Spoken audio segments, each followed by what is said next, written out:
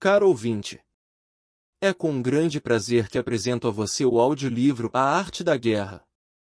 Este livro clássico escrito por Sun Tzu há mais de 2000 anos é uma das obras mais importantes da estratégia militar e tem influenciado a filosofia, os negócios e a política até os dias de hoje. Neste livro, Sun Tzu apresenta princípios e estratégias para a guerra e como aplicá-los na vida cotidiana. Ele destaca a importância de conhecer o inimigo e a si mesmo, de ser flexível, de usar a inteligência e de aproveitar as oportunidades. Para melhor apreciar e absorver o conteúdo deste livro, é recomendado que você use fones de ouvido para ter uma experiência auditiva mais imersiva e aproveitar cada detalhe. Espero que este audiolivro seja valioso para você e traga novas ideias e perspectivas sobre a estratégia e a vida. Por favor, não se esqueça de se inscrever, curtir o vídeo e deixar nos comentários uma dica de livro que deseja ouvir. Aproveite a leitura e boa jornada! Capítulo 1 – Sobre a avaliação. A voz forte do general ecoava pelo campo de batalha enquanto seus soldados se preparavam para o confronto iminente. Ele recitava as palavras de Sun Tzu, um sábio estrategista da antiguidade.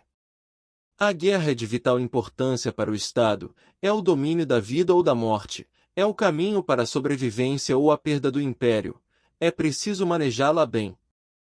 Não refletir seriamente sobre tudo o que lhe concerne é dar prova de lastimável indiferença no que diz respeito à conservação ou à perda do que nos é mais querido, e isso não deve ocorrer entre nós. Ele instruía seus homens sobre os 5 fatores fundamentais que deveriam ser valorados para determinar o resultado da guerra. O primeiro fator era a doutrina, que significava a harmonia entre o povo e o governante. O segundo era o tempo, que incluía as mudanças climáticas e as estações do ano. O terceiro era o terreno, que levava em conta a facilidade ou dificuldade do deslocamento das tropas. O quarto era o mando, que exigia sabedoria, sinceridade, benevolência, coragem e disciplina. E, por último, a disciplina, que envolvia a organização do exército, as graduações entre os oficiais, a regulação das rotas de mantimentos e a provisão de material militar. O general sabia que o conhecimento desses 5 fatores era fundamental para a vitória. Ele explicava aos seus soldados que aquele que os dominasse, venceria, mas quem os ignorasse, sairia derrotado. Por isso, era necessário comparar os 7 fatores dos 2 grupos em conflito para determinar quem sairia vitorioso. O general enfatizava que a arte da guerra se baseia no engano. Ele instruía seus homens a aparentar incapacidade quando estivessem atacando e inatividade quando estivessem se movendo. Eles deveriam fazer o inimigo acreditar que estavam longe quando estivessem perto e vice-versa. Eles deveriam colocar iscas para atrair o inimigo e atacá-lo quando estivesse desordenado. Eles deveriam semear a dissensão entre as fileiras inimigas e atacar quando menos esperado. O general sabia que uma avaliação cuidadosa era essencial para a vitória. Se as estimativas indicassem vitória, era porque suas condições eram mais favoráveis que as do inimigo. Se indicassem derrota, era porque as condições favoráveis eram menores. O sucesso na guerra dependia dos cálculos precisos realizados antes da batalha. O general finalizava suas instruções reiterando que aquele que seguisse seus conselhos venceria. Ele alertava que ignorar seus conselhos significaria a derrota certa e a destituição do cargo. Ele instigava seus homens a criarem uma situação favorável para o cumprimento de seus planos, levando em conta a situação do campo e agindo de acordo com o que fosse vantajoso. Com essas palavras, o general concluía suas instruções, deixando seus soldados imersos em pensamentos e reflexões sobre a estratégia de guerra.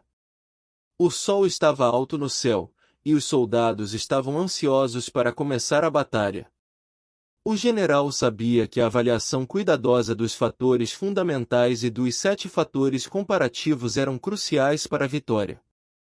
Ele lembrava aos seus homens que a arte da guerra se baseia no engano, e que a aparente incapacidade era uma tática poderosa para enganar o inimigo. Enquanto os soldados se moviam, o general observava atentamente o terreno, analisando a melhor estratégia a ser adotada. Ele se lembrava das palavras de Sun Tzu sobre a importância da harmonia entre o povo e o governante, e mantinha seus homens unidos e disciplinados. O general tinha uma visão clara do que precisava ser feito. Ele sabia que o sucesso na guerra dependia de uma avaliação precisa dos fatores fundamentais e comparativos, e de uma execução inteligente da estratégia. Ele liderava seus homens com sabedoria e coragem, inspirando-os a lutar com toda a força e determinação. A batalha começou, e o inimigo não tinha ideia do que estava por vir. O general e seus soldados colocaram em prática todas as táticas ensinadas por Sun Tzu, e o resultado foi uma vitória esmagadora. O inimigo foi pego de surpresa, e não teve chance contra a astúcia e habilidade dos soldados liderados pelo general. Ao final da batalha, o general olhava para seus homens com orgulho e gratidão. Eles haviam mostrado coragem e disciplina, seguindo seus conselhos e executando a estratégia com precisão. Eles haviam aprendido as lições de Sun Tzu, e haviam aplicado essas lições com perfeição. O general sabia que a vitória era o resultado de uma avaliação cuidadosa e de uma execução inteligente, e estava satisfeito em saber que seus soldados haviam aprendido essa lição fundamental da arte da guerra. Capítulo 2 – Sobre o princípio das ações. O sol brilhava forte no céu azul enquanto o general conduzia suas tropas em direção ao campo de batalha. Ele sabia que a vitória dependia de muitos fatores, e um deles era o tempo. Se prolongasse a batalha por muito tempo, suas tropas se desanimariam e sua espada se embotaria. Se cercasse uma cidade por muito tempo, suas forças seriam esgotadas. Se mantivesse seu exército em campanha por muito tempo, seus mantimentos se esgotariam. As armas eram instrumentos de má sorte, e usá-las por muito tempo só traria calamidades. O general alertou seus soldados que, mesmo que tivessem conselheiros sábios, não poderiam garantir a vitória se prolongassem a batalha por muito tempo. Por isso, ele enfatizou a importância de ser rápido e eficiente. Como dizia um antigo provérbio, ser rápido como o trovão que retumba antes de que tenhas podido tapar os ouvidos, veloz como o relâmpago que brilha antes de haveres podido piscar. O general também instruiu seus soldados a serem conscientes das desvantagens de servir-se das armas. Mobilizar o povo mais de uma vez por campanha seria contraproducente, e retornar ao país após a vitória para fazer uma segunda mobilização não era benéfico. Era preciso saber quando parar e não esgotar os recursos do país. O general sabia que os habitantes eram a base do país e que a felicidade do povo estava nos alimentos. Ele lutava para desprover o inimigo de seus mantimentos, sabendo que cada porção de alimento tomado do inimigo equivalia a 20 que se fornecia a si mesmo. O general incentivava seus soldados a lutar com iniciativa própria, recompensando-os com os benefícios que antes ostentavam os adversários. Ele sabia que onde há grandes recompensas, há homens valentes. Em batalha de carros, por exemplo, ele recompensava o soldado que tomava pelo menos 10 carros. Mas o general também sabia que era importante tratar bem os soldados e prestar-lhes atenção, assim como tratar bem os soldados inimigos feitos prisioneiros para conseguir que lutem no futuro. Vencer o adversário e incrementar por acréscimo as próprias forças era o objetivo final. Em uma operação militar, o mais importante era a vitória, e não a persistência. Um exército era como o fogo: se não o apagasse, se consumiria por si mesmo. O general sabia que estava à cabeça do exército, responsável pelas vidas dos habitantes e pela segurança da nação. Ele sabia que a vitória não dependia apenas de força bruta, mas de estratégia e sabedoria. Capítulo 3 – Sobre as proposições da vitória e a derrota. Sobre as proposições da vitória e a derrota é um texto repleto de conselhos sábios para um general que busca triunfar na guerra. A ideia central é que a vitória não se resume apenas a derrotar o inimigo em campo de batalha, mas sim a utilizar a estratégia de forma inteligente para desestabilizar e enfraquecer o adversário antes mesmo do confronto. O texto inicia com uma afirmação surpreendente: é melhor conservar um inimigo intacto do que destruí-lo. Para alcançar a vitória, é preciso capturar seus soldados e dominar seus chefes, para então enfraquecer o exército inimigo até o ponto de se tornar inútil. É a chamada vitória sem violência. Os guerreiros superiores sabem atacar enquanto o inimigo está projetando seus planos e desfazer suas alianças. Eles não lutam pela vitória frente a espadas nuas, mas sim buscam vencer pela estratégia, desestabilizando o adversário e impedindo que ele se organize e se fortaleça. Para alcançar a vitória, é fundamental conhecer o inimigo e a si mesmo. É preciso avaliar adequadamente o poder de cada lado e buscar sempre evitar um confronto direto quando as forças não são equivalentes. Se a situação é desfavorável, é melhor se retirar e buscar outra alternativa. O texto também destaca a importância do príncipe dos generais no serviço ao povo. Quando o serviço é completo, o povo é forte, mas quando é defeituoso, o povo é débil. Por fim, o texto apresenta 5 maneiras de conhecer o futuro vencedor na guerra: saber quando lutar e quando esperar, discernir quando utilizar muitas ou poucas tropas, possuir tropas cujas categorias tenham o mesmo objetivo, enfrentar com preparativos os inimigos desprevenidos e ter generais competentes e não limitados por seus governos civis. Sobre as proposições da vitória e a derrota é um texto essencial para quem busca compreender a arte da guerra e se tornar um general mais competente e estratégico. Capítulo 4 – Sobre a medida na disposição dos meios. Era uma época em que os guerreiros especialistas se destacavam por sua invencibilidade, mas não apenas por isso. Eles também esperavam pacientemente para descobrir as vulnerabilidades de seus adversários, antes de atacá-los. Para eles, ser invencível era conhecer a si mesmo e esperar para descobrir a vulnerabilidade do outro. A invencibilidade estava em si mesmo, enquanto a vulnerabilidade estava no adversário. E assim, os guerreiros especialistas podiam ser invencíveis, mas não podiam fazer com que seus adversários fossem vulneráveis. Se os adversários não tivessem falhas para serem exploradas, não havia como vencê-los, mesmo que estivessem bem providos. Por isso, a vitória não podia ser fabricada, apenas percebida. A invencibilidade era uma questão de defesa, enquanto a vulnerabilidade era uma questão de ataque. Os especialistas em defesa se escondiam nas profundezas da terra, enquanto os especialistas em manobras de ataque se escondiam nas mais elevadas alturas do céu. Dessa forma, podiam se proteger e conseguir a vitória total. Em situações de defesa, era preciso calar as vozes e eliminar os cheiros, como fantasmas e espíritos sob a terra, invisíveis para todo mundo.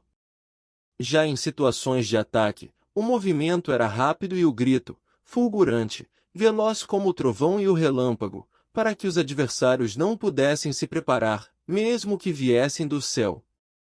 Prever a vitória quando qualquer um pode conhecê-la não era considerado verdadeira destreza. Todos elogiavam a vitória ganha em batalha, mas essa vitória não era realmente tão boa.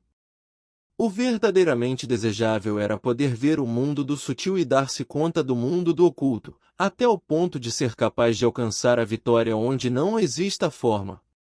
A grande sabedoria não era algo óbvio, nem um mérito grande se anunciava. Quando se era capaz de ver o sutil, a vitória era fácil. Mas o que isso tinha a ver com a inteligência ou a bravura? Quando se resolviam os problemas antes que surgissem, quem chamava isso de inteligência? Quando havia vitória sem batalha, quem falava de bravura? Assim, os bons guerreiros tomavam posição em um terreno no qual não podiam perder e não passavam por alto as condições que faziam seu adversário inclinar-se à derrota. Por isso, um exército vitorioso ganhava primeiro e iniciava a batalha depois, enquanto um exército derrotado lutava primeiro e tentava obter a vitória depois. Essa era a diferença entre os que tinham estratégia e os que não tinham planos. As regras militares eram 5: medição, avaliação, cálculo, comparação e vitória. O terreno dava lugar às medições, que davam lugar às avaliações, que davam lugar aos cálculos, que davam lugar às comparações e que, por fim, davam lugar às vitórias. Mediante comparações das dimensões, era possível conhecer onde havia vitória ou derrota. Um exército vitorioso era como 1 quilo comparado a 1 grama, enquanto um exército derrotado era como 1 grama comparado a 1 quilo. Quando o líder conseguia que seu povo fosse à batalha como se estivesse dirigindo uma grande corrente de água ao longo de um vale profundo, isso era uma questão de ordem de batalha. E quando a água se acumulava em um vale profundo, ninguém podia medir sua quantidade, assim como nossa defesa não mostrava sua forma. Mas quando a água era liberada, ela se precipitava para baixo como uma torrente, de maneira tão irresistível quanto nosso próprio ataque. Os guerreiros especialistas sabiam que a defesa era para tempos de escassez e o ataque para tempos de abundância. Eles cultivavam o caminho e observavam as leis, utilizando boas armas para governar e prevalecer sobre os corruptos. Eles serviam-se da harmonia para desvanecer a oposição, não atacavam um exército inocente, não faziam prisioneiros ou tomavam saques por onde passavam, não cortavam as árvores nem contaminavam os poços. Limpavam e purificavam os templos das cidades e montanhas do caminho que atravessavam e não repetiam os erros de uma civilização decadente. Tudo isso era o caminho e suas leis. Os guerreiros especialistas sabiam que as vitórias que se ganhavam em batalha não eram devidas à sorte. Essas vitórias não eram casualidades, mas sim devidas a ter se situado previamente em posição de poder ganhar com segurança, impondo-se sobre os que já tinham perdido de antemão. Eram vitórias destacadas por sua inteligência ou sua bravura, mas o verdadeiramente desejável era ser capaz de alcançar a vitória onde não existia forma. Capítulo 5 – Sobre a firmeza. O som de espadas e escudos ressoava pelo campo de batalha enquanto os guerreiros se preparavam para a luta. Para muitos, a força era a chave para a vitória, mas para os especialistas, a percepção era ainda mais importante. Eles sabiam que podiam vencer seus inimigos não só com a força física, mas também com a criação de uma percepção favorável neles. Dividir as tropas em grupos ou setores era essencial para governar sobre muitas pessoas como se fossem poucas. Era uma questão de organização, de estratégia. Da mesma forma, batalhar contra um grande número de tropas como se fossem poucas exigia demonstrar força, símbolos e sinais. Um grande imperador, famoso guerreiro e administrador, sabia que a ortodoxia e a heterodoxia não eram elementos fixos, mas sim um ciclo. Ele manipulava a percepção dos adversários sobre o que era ortodoxo e heterodoxo, combinando ambos métodos até convertê-los em um só, tornando-se assim indefinível para o inimigo. A velocidade e a manobrabilidade eram essenciais para os guerreiros especialistas. Sua força era rápida e sua precisão, certeira. Eles eram capazes de combater seus adversários sem serem derrotados, empregando métodos ortodoxos ou heterodoxos. A desordem, a covardia e a debilidade eram resultados da ordem, da valentia e da formação na batalha. A astúcia era capaz de induzir a desordem artificialmente, convencer os adversários a se moverem como se desejava e fazê-los cair em emboscadas. Os bons guerreiros buscavam a efetividade na batalha a partir da força do ímpeto, da percepção. Eles eram capazes de escolher os melhores soldados, empregá-los adequadamente e deixar que a força do ímpeto lograsse seus objetivos. Quando havia entusiasmo, convicção, ordem, organização, recursos e compromisso dos soldados, o tímido se tornava valoroso.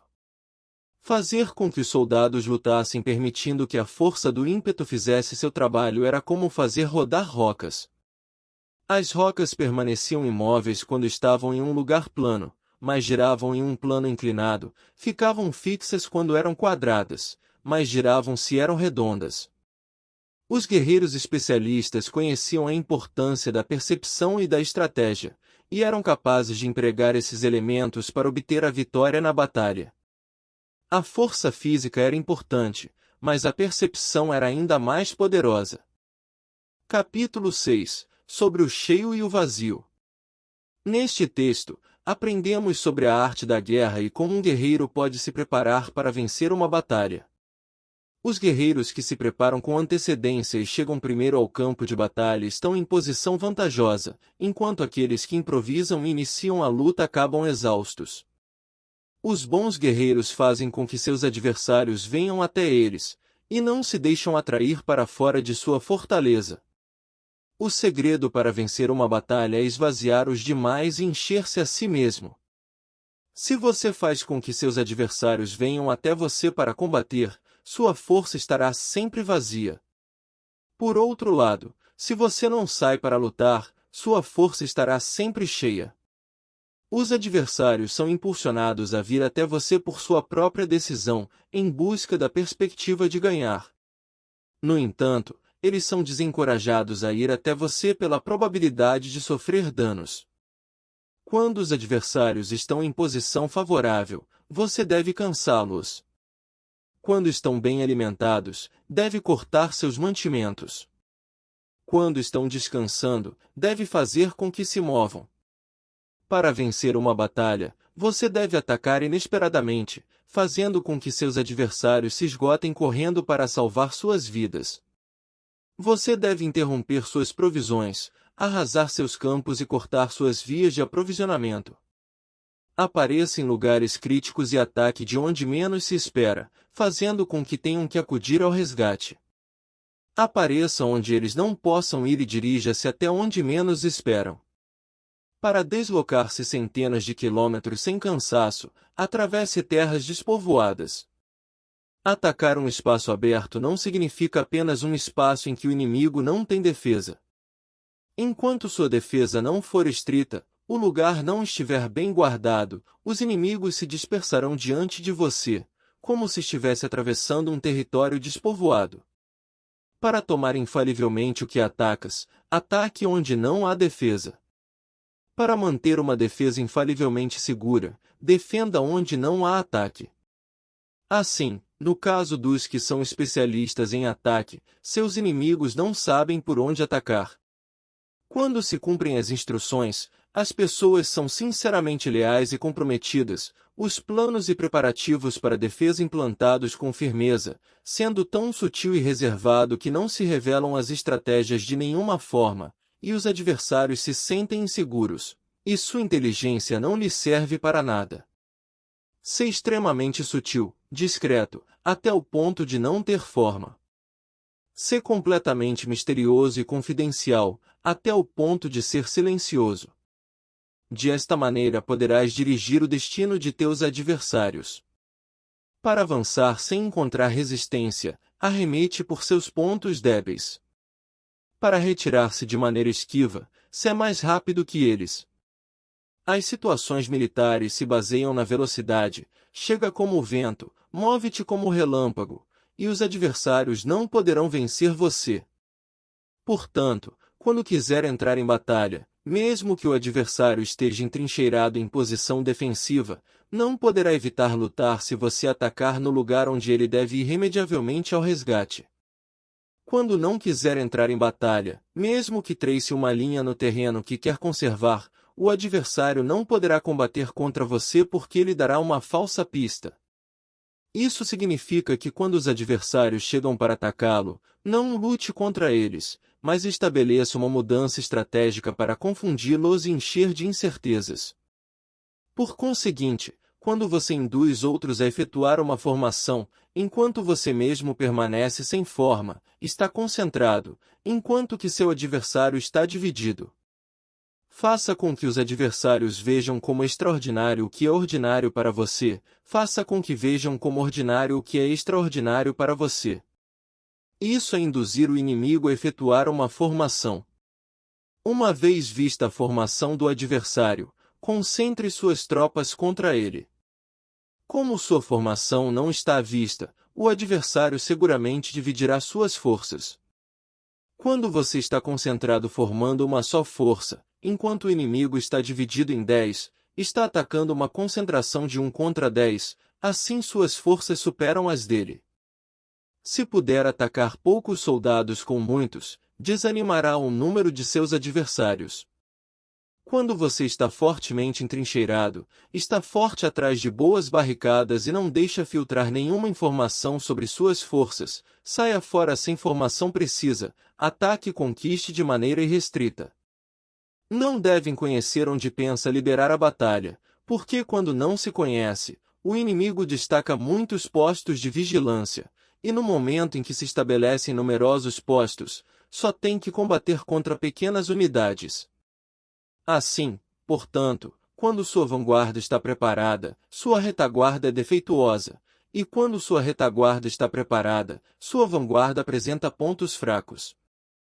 As preparações de sua ala direita significarão carência em sua ala esquerda. As preparações por todas as partes significarão ser vulnerável por todas as partes. Isso significa que quando as tropas estão de guarda em muitos lugares, estão forçosamente espalhadas em pequenas unidades.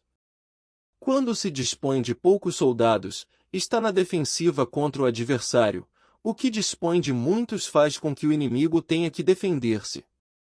Quanto mais defesas você induz a adotar seu inimigo, mais debilitado ele fica. Assim, se você conhece o lugar e a data da batalha, pode acudir a ela mesmo que esteja a 1000 quilômetros de distância. Se não conhece o lugar e a data da batalha, então seu flanco esquerdo não pode salvar o direito, sua vanguarda não pode salvar a retaguarda, e sua retaguarda não pode salvar a vanguarda, nem mesmo em um território de umas poucas dezenas de quilômetros. Portanto, é importante conhecer bem a situação antes de agir. Além disso, é fundamental ter um bom planejamento e estar preparado para qualquer imprevisto. Um líder sábio deve ter em mente todas as possibilidades e estar pronto para agir rapidamente em caso de mudanças inesperadas. É preciso estar sempre alerta e nunca subestimar o adversário, pois mesmo o mais fraco pode surpreender e vencer se tiver uma boa estratégia. Por fim, é importante lembrar que a verdadeira vitória não é a conquista de territórios ou a aniquilação do inimigo, mas sim a preservação da paz e a obtenção de benefícios mútuos. É importante buscar sempre a negociação e a resolução pacífica dos conflitos, evitando a violência e a destruição. A arte da guerra deve ser vista como uma forma de prevenção e defesa, e não como uma forma de agressão e dominação. Capítulo 7. Sobre o enfrentamento direto e indireto. No mundo da guerra, a regra é clara: o exército deve obedecer às autoridades civis e reunir suas tropas para enfrentar o inimigo. Mas a luta armada é uma tarefa difícil e árdua, especialmente quando se trata de um confronto direto com o inimigo. A chave para a vitória está em tornar próximas as distâncias e transformar problemas em vantagens. O segredo é fazer parecer que estás muito longe enquanto, na verdade, começas a tua jornada e chegas antes do inimigo. Faz com que a tua rota seja ampla e atraia-o com a esperança de obter uma vantagem. Empreende a marcha depois dos outros, mas chega primeiro, conhecendo assim a estratégia de aproximar as distâncias.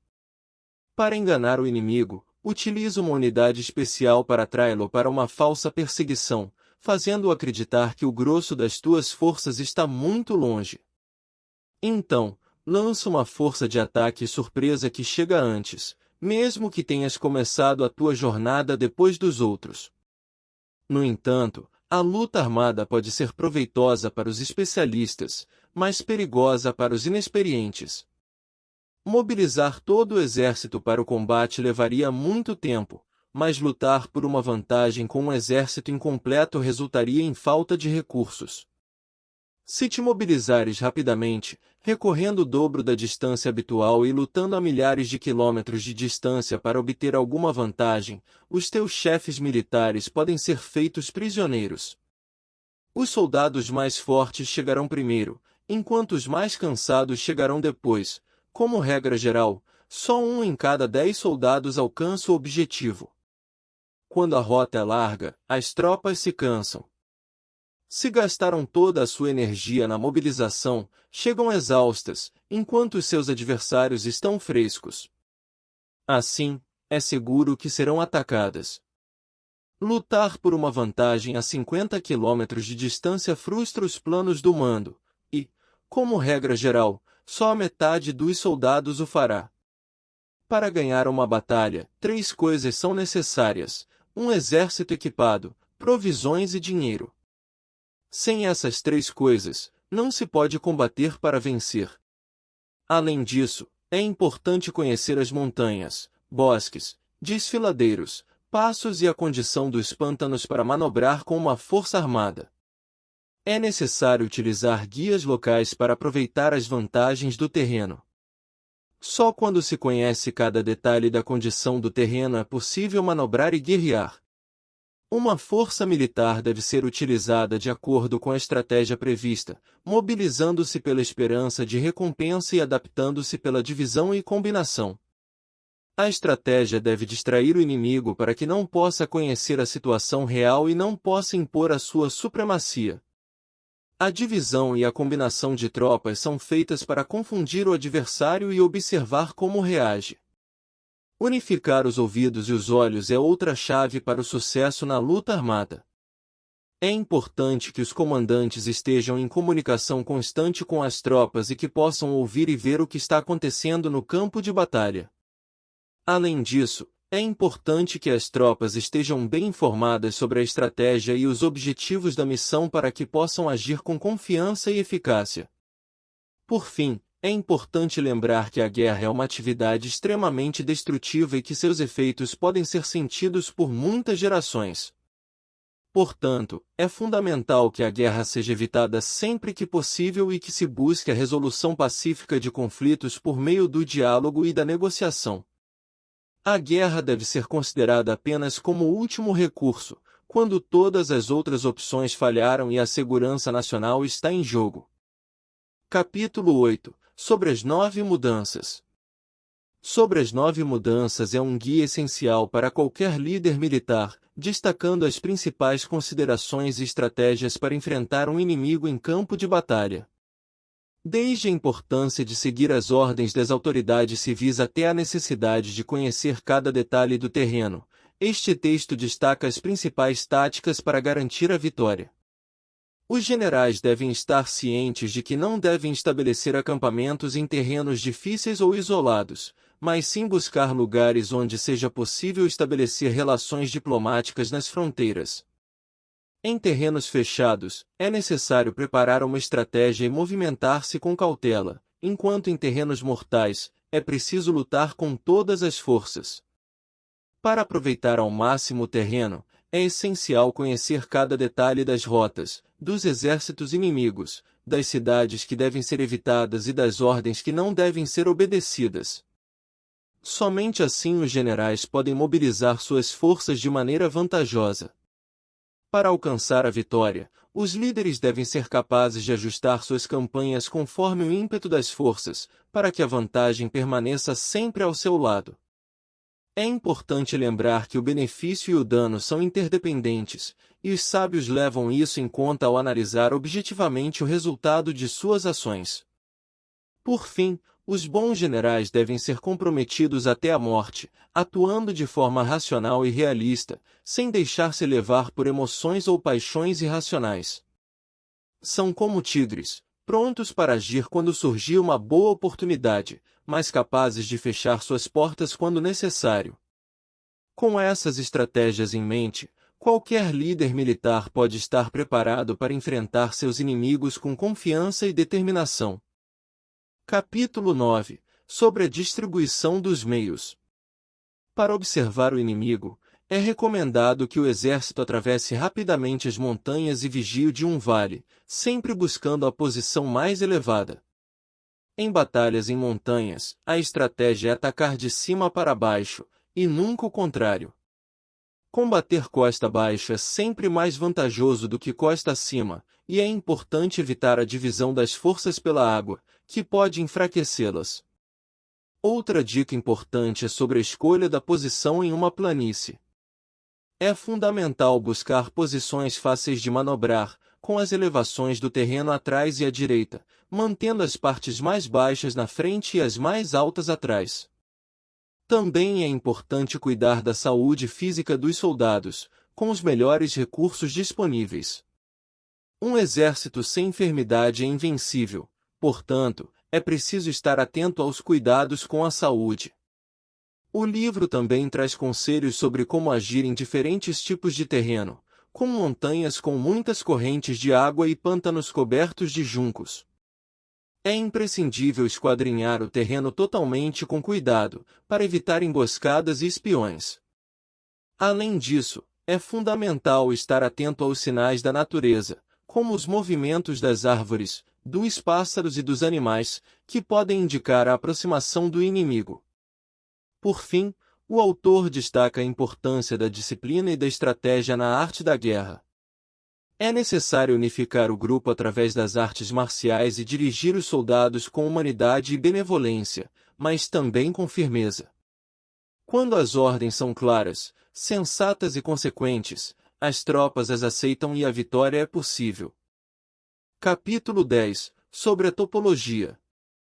Imagine-se no meio de um campo de batalha, rodeado por estratégias militares e táticas.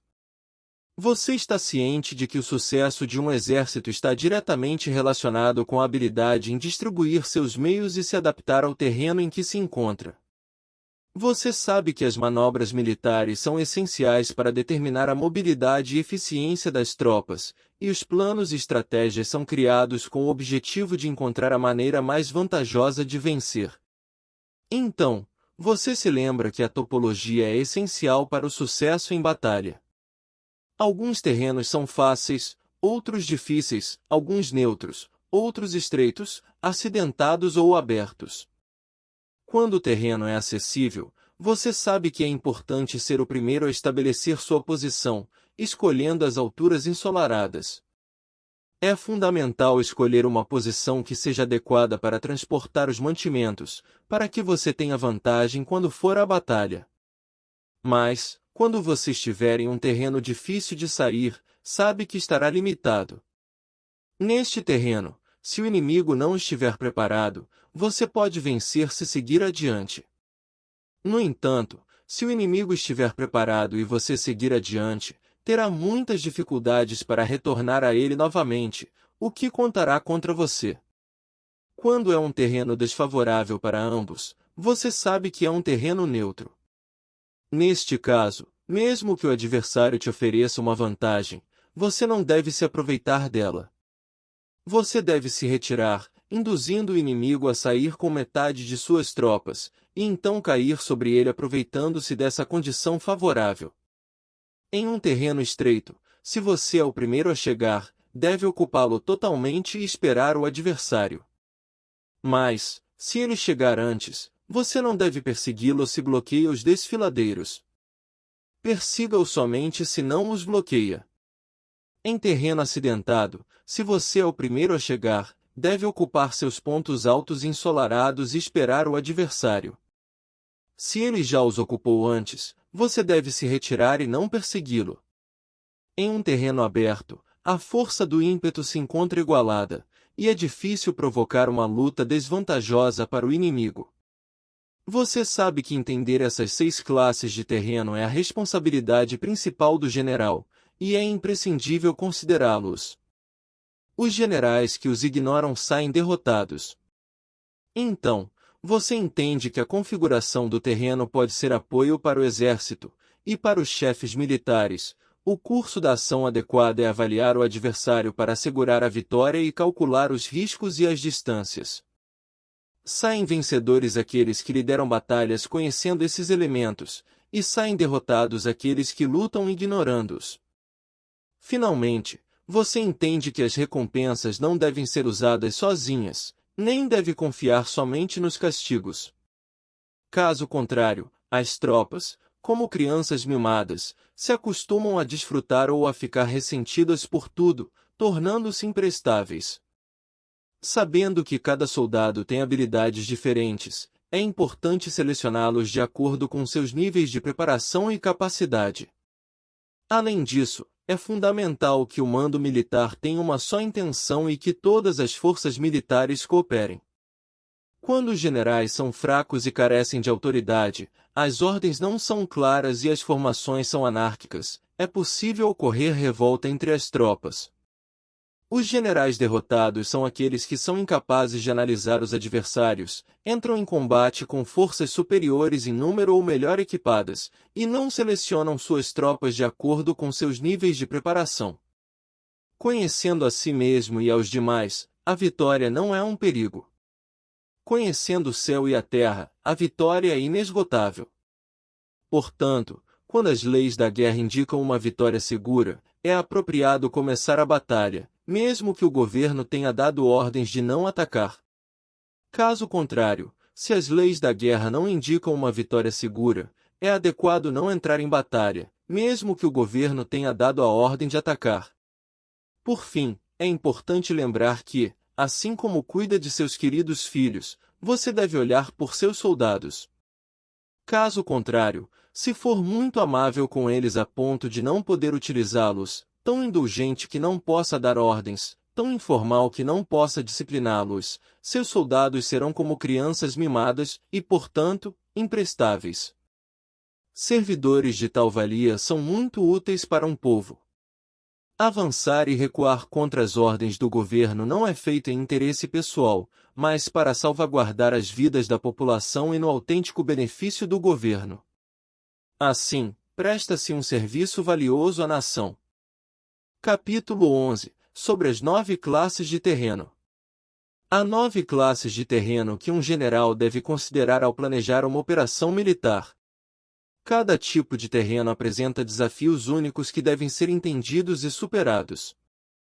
A primeira classe de terreno é o terreno disperso, que é caracterizado por áreas extensas de terreno plano e aberto.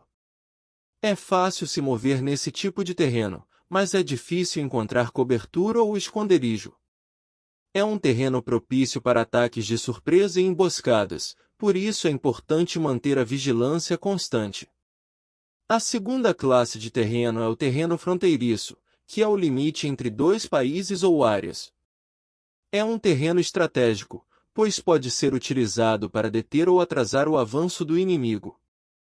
É importante manter uma forte presença militar nessa área. A terceira classe de terreno é o terreno-chave, que é uma posição militar estratégica que controla o acesso a uma área importante. É importante manter o controle desse tipo de terreno para evitar que o inimigo tenha acesso a recursos importantes. A quarta classe de terreno é o terreno concêntrico, que é caracterizado por colinas e montanhas que cercam uma área central. É um terreno difícil de se mover e difícil de defender, mas pode ser útil para evitar que o inimigo avance em uma determinada direção. A quinta classe de terreno é o terreno interno, que é uma área que fica longe das fronteiras e dos conflitos. É importante manter o controle dessa área para garantir o fornecimento de recursos e apoio logístico. A sexta classe de terreno é o terreno aberto, que é caracterizado por vastas planícies e pradarias. É um terreno fácil de se mover, mas também é fácil ser detectado pelo inimigo. É importante manter a vigilância constante nesse tipo de terreno. A sétima classe de terreno é o terreno de passagem, que é uma área que permite o acesso a uma área importante. É importante manter o controle dessa área para evitar que o inimigo avance em uma determinada direção. A oitava classe de terreno é o terreno de convergência, que é uma área onde várias rotas se encontram. É importante manter o controle dessa área para evitar que o inimigo se mova livremente. A nona classe de terreno é o terreno acidentado, que é caracterizado por montanhas, vales e desfiladeiros. É um terreno difícil de se mover e difícil de defender, mas pode ser útil para impedir o avanço do inimigo. Cada tipo de terreno apresenta desafios únicos que devem ser superados para garantir o sucesso de uma operação militar. É importante que um general compreenda essas classes de terreno e planeje suas operações de acordo com as características do terreno em que estão. Capítulo 12 – Sobre a arte de atacar pelo fogo. Nesta obra, aprendemos sobre as diferentes classes de ataques com fogo e como utilizá-lo para semear confusão no inimigo. Existem 5 classes de ataques: queimar pessoas, mantimentos, equipamentos, depósitos e armas. No entanto, é importante lembrar que o uso do fogo deve ter uma base sólida e exige certos meios. É fundamental saber quando acender um fogo, especialmente em dias secos e ventosos. Durante um ataque com fogo, é crucial seguir as mudanças que ocorrem e se preparar rapidamente se o fogo estiver dentro do acampamento inimigo. É importante manter a calma quando o fogo começa e esperar para atacar quando ele alcançar seu ponto álgido. Não é eficaz lutar contra o ímpeto do fogo, pois o inimigo lutará até a morte. Quando o fogo pode ser contido em campo aberto, é necessário fazê-lo quando for oportuno. É essencial adaptar-se às variantes das 5 classes de ataques com fogo e saber como impedir que os demais te ataquem. O uso do fogo para apoiar um ataque significa claridade, enquanto a utilização da água para apoiar um ataque significa força. A água pode ser usada para dividir um exército inimigo, enfraquecendo e fortalecendo o teu. No entanto, é importante não mobilizar um exército por razões insignificantes. As armas só devem ser usadas quando não existe outro remédio. É crucial impedir uma derrota desastrosa, portanto, um governo esclarecido presta atenção a tudo isso e um bom comando militar leva em conta o mérito. A ira e a cólera não devem provocar a guerra, mas sim atuar quando for benéfico. Conservar intacto o exército é fundamental para manter a nação a salvo. Esta obra nos ensina a importância de pensar antes de agir e de utilizar as armas apenas quando for realmente necessário. O uso do fogo e da água são ferramentas poderosas, mas devem ser utilizadas de maneira consciente e racional. Capítulo 13 – Sobre o uso de espiões.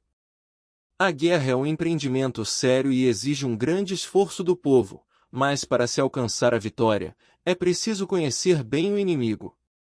No entanto, não é humano economizar nos gastos para investigar e estudar a oposição. É preciso ter informações precisas para vencer e alcançar triunfos extraordinários. Essas informações não podem ser obtidas de fantasmas ou espíritos, nem por meio de cálculos ou analogias. Elas precisam ser obtidas de pessoas que conhecem bem a situação do adversário.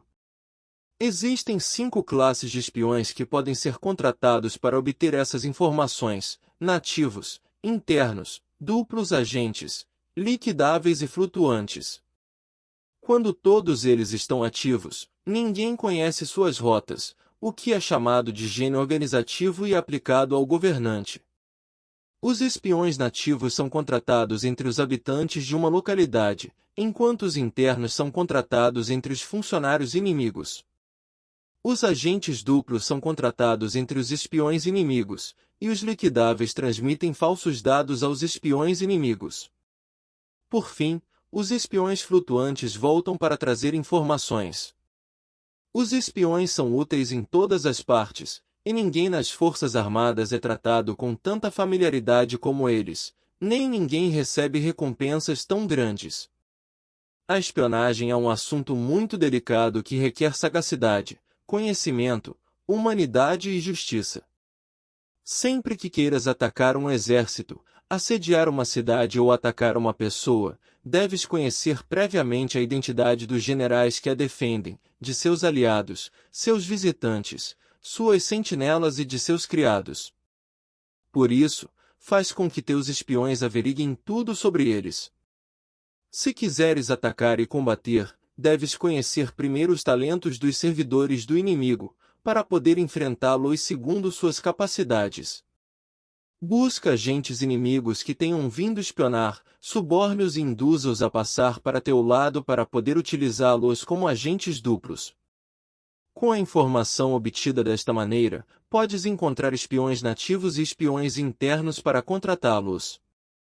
Com a informação obtida destes, podes fabricar informação falsa servindo-te de espiões liquidáveis. Com a informação assim obtida, podes fazer com que os espiões flutuantes atuem segundo os planos previstos. Por fim, é essencial que um governante conheça as 5 classes de espionagem, e este conhecimento depende dos agentes duplos, assim, estes devem ser bem tratados. Só um governante brilhante ou um general sábio que possa utilizar os mais inteligentes para espionagem, pode estar seguro da vitória. A espionagem é essencial para as operações militares, e os exércitos dependem dela para levar a cabo suas ações. Conhecer a situação do inimigo é fundamental para alcançar a vitória e a espionagem é a chave para obter essa informação. Capítulo final. Princípios da arte da guerra e sua simbologia de cada capítulo. Capítulo 1. Conheça o inimigo e a si mesmo. O primeiro capítulo enfatiza a importância de conhecer a si mesmo e ao inimigo para vencer a batalha. Aquele que não conhece o adversário e a si mesmo estará fadado à derrota. Capítulo 2. A arte da guerra é uma questão de vida ou morte. Este capítulo destaca que a arte da guerra é uma questão de vida ou morte e que não deve ser negligenciada em nenhuma circunstância. Capítulo 3. O mérito supremo consiste em quebrar a resistência do inimigo sem lutar. O mérito supremo não é vencer na batalha, mas sim quebrar a resistência do inimigo sem lutar. A verdadeira glória está em vencer o inimigo sem batalhar. Capítulo 4. Transformar palavras em atos e ação. Palavras por si só não são suficientes, é preciso transformá-las em ação. É necessário colocar em prática aquilo que se planeja. Capítulo 5. Estratégias para atrair e derrotar o inimigo. Este capítulo apresenta várias estratégias para atrair e derrotar o inimigo, como fingir desorganização, atacar quando o inimigo estiver despreparado, entre outras. Capítulo 6. O valor do tempo. O valor do tempo é enfatizado neste capítulo. Ele é mais importante do que a superioridade numérica. Capítulo 7. Saber quando e como lutar. Será vencedor aquele que souber quando e como lutar, manobrar, preparar e tiver capacidade militar. O governante não deve interferir na estratégia militar. Capítulo 8. Planejar secretamente e frustrar o inimigo. O verdadeiro mérito está em planejar secretamente, deslocar-se rapidamente e frustrar as intenções do inimigo. Capítulo 9. Vencer com facilidade. O guerreiro inteligente não apenas vence, mas se sobressai vencendo com facilidade. Capítulo 10. Não cometer erros.